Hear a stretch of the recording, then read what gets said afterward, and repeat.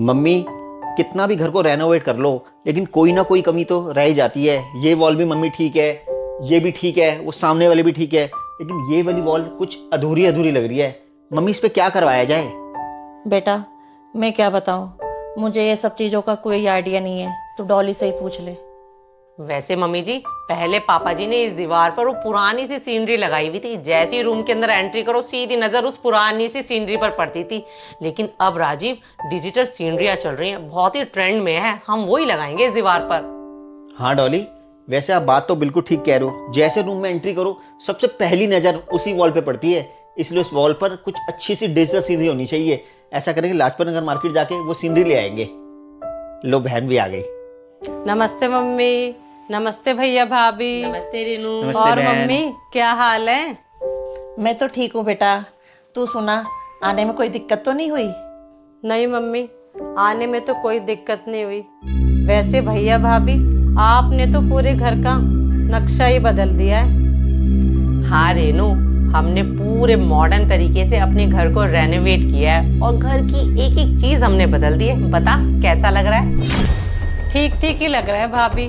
वैसे आपको तो पता ही है, मुझे झूठ बोलने की आदत तो है नहीं। मैं जो भी बोलती हूँ ना वो सच ही बोलती हूँ, चाहे किसी को बुरा ही क्यों ना लग जाए। और ये घर मुझे अब से ज़्यादा पहले बहुत अच्छा लगता था। बहन, तू क्या बातें कर रही है? ये घर हमने बहुत मन से रेनोवेट किया है। जो भी इस घर को देखता है ना, वो इस घर की तारीफ किए बिना रहता ही नहीं है। किसी को लगता ही नहीं है कि ये घर 30-35 साल पुराना है। और तुझे ये घर पसंद ही नहीं आया। भाई, ये सब तो अपनी पसंद पसंद की बातें हैं। आप तो जानते ही हो, इस घर में हमारी यादें जुड़ी हैं। बचपन बीता इस घर में हमारा। पापा ने इस घर में एक एक चीज अपने हाथों से सजाई थी, इस घर को इतने प्यार से बनाया था। आपने तो भाई पापा की सारी यादें ही खत्म कर दी। क्यों मम्मी, मैं सच कह रही हूँ ना? हाँ रेनू बेटा, तो बिल्कुल सही कह रही है।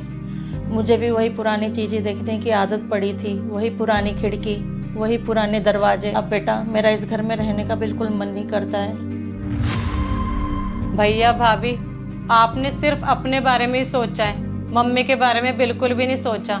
जब से आपने घर को रेनोवेट कराना शुरू किया था ना, तो मम्मी मेरे पास रोज फोन करके रोती थी। भैया भाभी, आपने ये बिल्कुल भी ठीक नहीं किया। रेनू, हमने इस घर को रेनोवेट करके क्या गलत किया? गलत तो जब होता जब हम इस घर को बेचकर कहीं और ले लेते।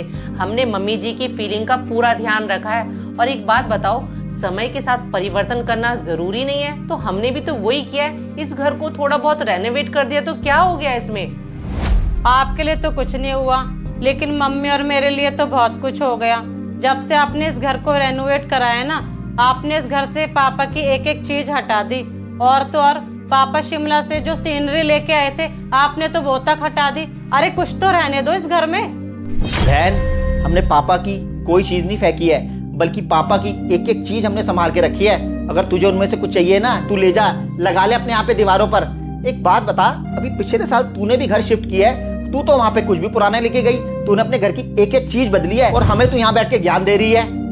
अरे बहन, हमने तो सिर्फ इस घर को रेनोवेट ही किया है, लेकिन तूने क्या किया है? तूने तो अपने सास ससुर का पुश्तैनी घर बिकवा दिया और खुद हाईटेक फ्लैटों में रहने लग गई है। बहन, मैं तेरा बड़ा भाई हूँ, इसलिए बड़ा भाई होने के नाते तुझे सलाह दे रहा हूँ, कभी भी बहन बेटियों को अपने मायके में दखल अंदाजी नहीं करनी चाहिए, तभी उनका मायका बना रहता है। रेनू, ये बिल्कुल ठीक कह रहे हैं। जब मैं शादी होकर इस घर में आई थी ना, इन्होंने मुझे एक ही बात कही थी कि कभी भी अपने मायके में इंटरफेयरिंग मत करना, और मैंने इनकी बात को गांठ बांध ली थी। और आज मेरे भैया भाभी के साथ रिश्ते बहुत अच्छे हैं। रेनू, हम तो यही चाहेंगे तुम्हारे भी रिश्ते हमारे साथ कभी भी खराब ना हो, तो हमेशा अपने दायरे में ही रहो।